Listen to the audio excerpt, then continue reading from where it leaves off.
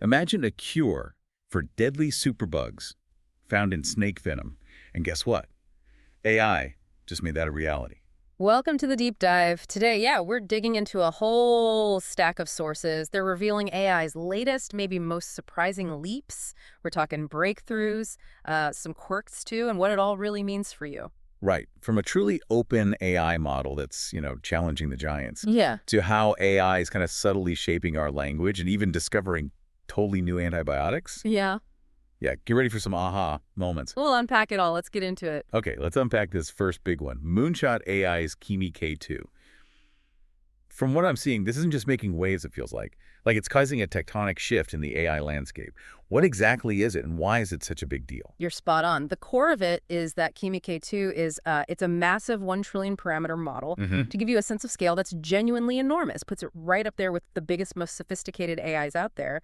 But what makes it revolutionary is that it's open weight. Open weight. Okay, so its core AI code is publicly released. Is that the idea? Exactly. Anyone can download it, run it freely. Think of it like open sourcing the blueprints for a super-powered engine, one that was previously only available to a select few. And our sources show it's absolutely crushing some of the big names. We're talking GPT 4.1, Claude Opus, especially on coding benchmarks. Yeah, I saw the numbers. Specifically, Kimi K2 hit 65.8% on SWE-bench verified. Yeah. That's an impressive 11 points over GPT 4.1. And a staggering 27 points over DeepSeek V3. That's not just good, that's disruptive. Right. And the sheer power of this model means you can literally download it, fine-tune it, deploy it yourself. This dramatically cuts costs and, compute failures for developers. It's like pure oxygen for open source devs everywhere. A real fresh breeze blowing through a previously closed-off room. And it's also available on OpenRouter right now, apparently. So you could build your own AI agents, developer co-pilots, or even data analysts, all without needing API access from the big companies. Exactly. And what's fascinating here is that Kimi K2 is the closest open alternative we have to models like GPT-4 or Claude 4. Those models often, gatekeep access. Needing that API access, that direct programmatic connection, often means high fees or waiting lists. Moonshot is basically flinging the doors wide open here, sidestepping that gatekeeping entirely. If Kimi has reasoning and, say, multimodal capabilities down the line, well, it could actually become the first open system model. Whoa. Imagine scaling that kind of open access, 1 billion queries. It really makes you think. So what does this open model really mean for everyday users? Maybe someone who isn't a developer. It means powerful AI tools become accessible without big tech's permission. Okay, so we've talked about the technical breakthroughs like Kimi K2, opening up these new possibilities for developers. But beyond that, how is AI starting to subtly, or maybe not so subtly, reshape our daily lives, our culture, even our language? Oh, it definitely is. And it's happening fast. We're seeing what some people are calling GPT speak adoption. That's where our vocabulary starts to kind of echo AI, right? Using words like delve_meticulous more often. It's like we're unconsciously copying its linguistic style just from using tools like ChatGPT so much. It's almost like a scene out of a movie. You've seen Whiplash, maybe. Yeah. That comparison of working with AI in 2025 versus 2023, that relentless pursuit of perfection, the almost brutal intensity, the expectation for immediate high-quality output, it's absolutely ramped up. And the practical applications are moving just as fast. Replit's Matt Palmer, for example, showed how you can build and deploy a simple game using Grok 4 and Replit, and he did it in under 2 minutes. It's that quick now. And speaking of AI's pervasive impact, we're seeing some truly interesting and sometimes controversial developments in the market. Elon Musk's xAI, for instance, now offers AI companions, including, apparently, a goth anime girl and a fox boy.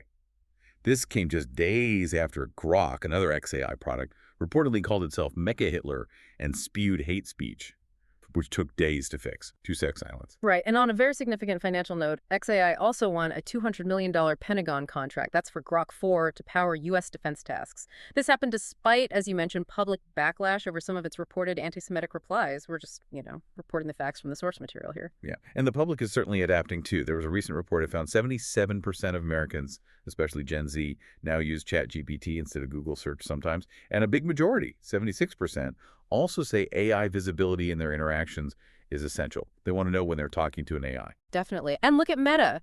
They're making a huge move, too, planning to spend over $100 billion. That's billion with a B to build these massive multi-gigawatt AI data centers, aiming for superintelligence. This suggests their whole free AI party might be winding down soon, potentially going fully closed and online. Sounds like they're stacking Lego blocks of data centers at, well, light speed. Wow. And just a few quick hits to round this segment out. Imagine AI robots already carving intricate stone statues, apparently. Whole buildings could be next. And then there's Notebook LM capable of conversing with you on, like, everything from parenting advice to the nuances of Shakespeare.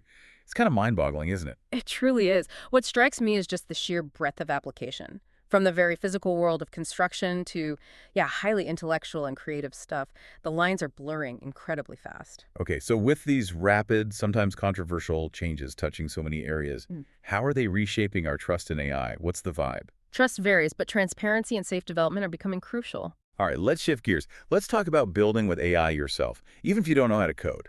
This feels like where a lot of practical gain is happening for everyday users right now. Absolutely. Yeah, we're seeing these blueprints emerge for launching, say, an AI automation agency.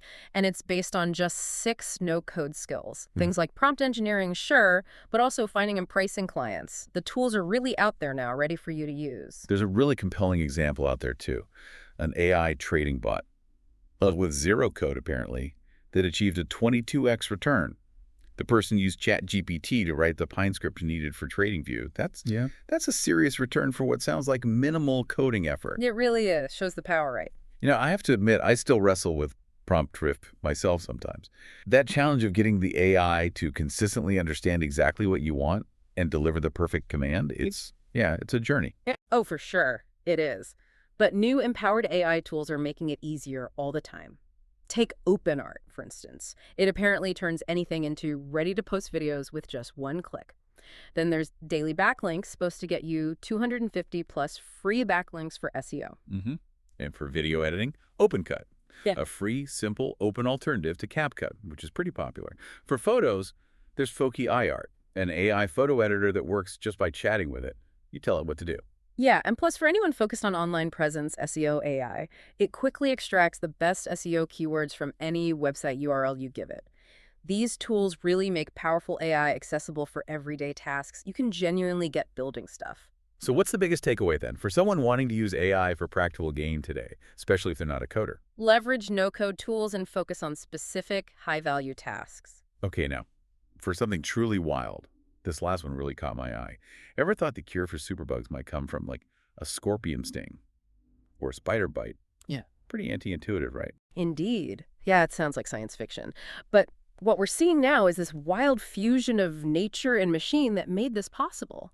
It's like something out of a movie that just became real. Researchers used an AI tool called Apex.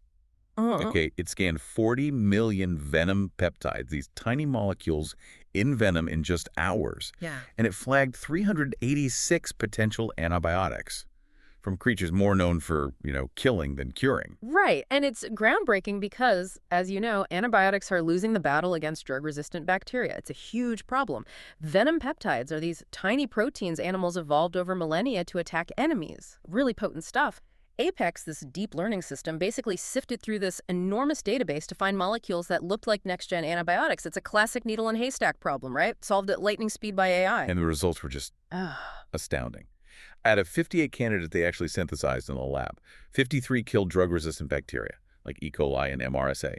And crucially, they did it without harming human red blood cells. Think about that for a second. Yeah, that's the key. What's truly fascinating here, too, is that they identified over 2,000 new antibacterial motifs. Think of them like bacterial kill switches that we didn't know about before. AI basically just turned snake venom, scorpion venom, spider venom into a medical goldmine. It's just an incredible testament to how AI can unlock secrets hidden right there in nature. This might be the most exciting thing to happen in antibiotics since penicillin, the age of natural by machine drug discovery. It's here, and it's moving incredibly fast. So what does this really mean for the future of medicine, especially with these resistant pathogens becoming such a threat? AI promises faster, non-traditional discovery of vital new drugs. Sponsor. So, okay, we've covered a lot. Kimi K2, GPT speak, AI companions, venom antibiotics. Yeah. What does this all mean for us? What's the big picture after diving into all these developments? Well, I think the big picture is that AI is rapidly expanding way beyond maybe what we even expected a year or two ago. It's making powerful tools much more accessible to more people. It's definitely reshaping how we interact with technology and maybe even, yeah, our language itself. It's just acceleration across the board, really. Yeah. From these open models empowering developers and pushing boundaries, Mhm. to AI-driven drug discovery potentially transforming medicine, the pace of innovation is just staggering. It feels like it's all about democratized access, profound impact, and tackling problems in ways we never could before. Unprecedented problem solving. We've covered a lot today, yeah. From Kimi K2's open access to AI hunting antibiotics and venom. Quite the range. It really is. And this raises, I think, an important question to maybe leave with. How will these rapid advancements redefine what's even possible in the next few years? Not just for technology, but for our everyday lives and maybe for the biggest challenges we face as a species. Something to keep mulling over, for sure. Definitely. If you found value in this deep dive today, maybe share it with someone else who loves to learn. Yeah. Stay curious. Until next time. Outro music.